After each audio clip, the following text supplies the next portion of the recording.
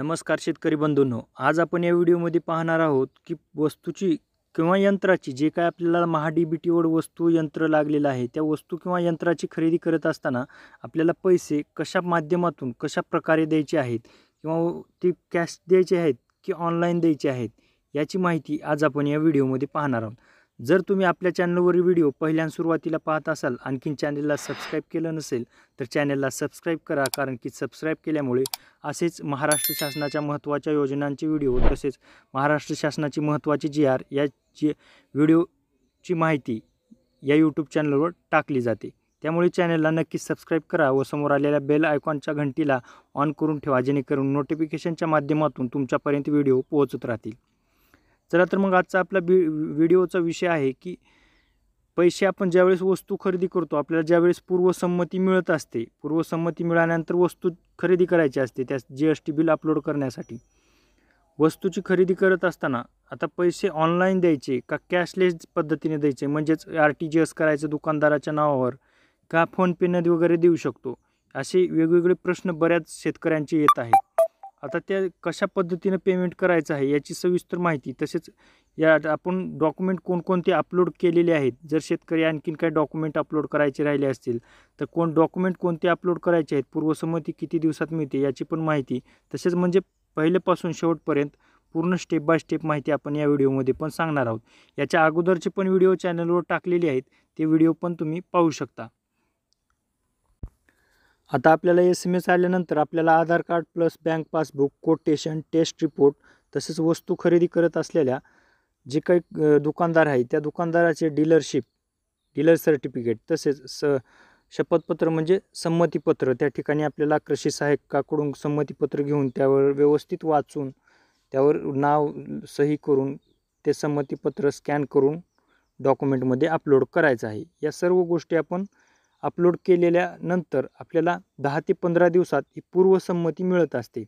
पूर्वसंमती मिळण्याच्या अगोदर वस्तू कोणत्याही शेतकऱ्यांनी खरेदी करू नये, कारण ती खरेदी केल्यानंतर अगोदर ती वस्तू किंवा ती जी काय आपण घेतलेली बाब आहे ती अनुदानासाठी पात्र ठरू शकत नाही. त्यामुळे पूर्वसंमती मिळाल्यानंतरच 1 महिन्याचा कालावधी आपल्याला दिला असतो पूर्वसंमतीसाठी, त्यानंतर वस्तूची खरेदी करणं आवश्यक असतं पूर्वसंमती मिळाल्यानंतर. आता पूर्वसंमती 10 दिवसात मिळू शकते, 15 दिवसात, 20 दिवसात मिळू शकते.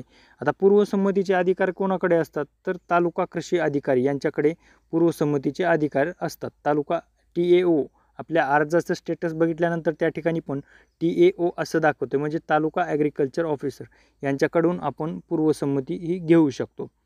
आता विषय आहे की पूर्वसंमती मिळाली आणि आपल्याला वस्तू खरेदी कशा पद्धतीने करायची आहे, तर वस्तू खरेदी करत असताना आपल्याला GST बिल लागते, तसंच त्या वस्तूचं जे काही डिलिव्हरी चलन असतं लागतं, आणि प्लस आपण पेमेंट करण्यासाठी आपण जे काही शेतकऱ्यांना RTGS करता येऊ शकतं अशा शेतकऱ्यांनी RTGS पण करू शकतात.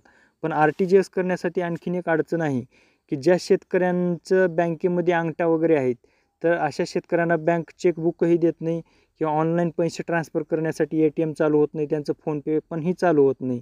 अशा वेळेस काय करावं लागेल, तर अशा वेळेस जे काही लाभार्थी आहे त्या लाभार्थ्यांच्या मुलाचे, वडिलांचे किंवा त्यांचे जे काही नातेवाईक आहेत जवळचे, त्यांच्या खात्यावरूनही फोनपेवरून आपण पैसे ट्रान्सफर करून वस्तू खरेदी करू शकतो.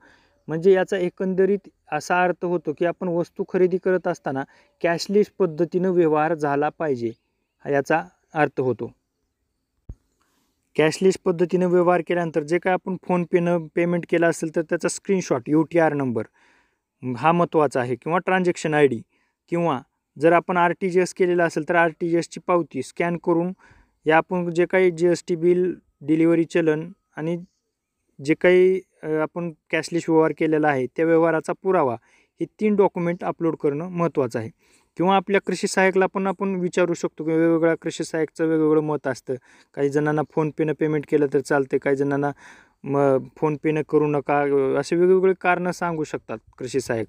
पण कॅशलेस पद्धतीनं आपण जवळच्या नातेवाईकांच्या अकाउंटवरून पेमेंट आपल्याला करता येऊ शकतं. असे बरेच शेतकऱ्यांचे प्रश्न होते, त्यामुळे हा व्हिडिओ बनवण्यात आलेला आहे. जर तुम्हाला आणखीन काही वेगवेगळे प्रश्न असतील तर तुम्ही कमेंट बॉक्समध्ये विचारू शकता व हा व्हिडिओ थोडं तुम्हाला माहितीशीर वाटलं असेल किंवा थोडाही फायद्याचा वाटला असेल तर चॅनलला सबस्क्राईब करा आणि तुमच्या मित्रांना नातेवाईकांना हा व्हिडिओ व्हॉट्सअपवर नक्की शेअर करा. धन्यवाद.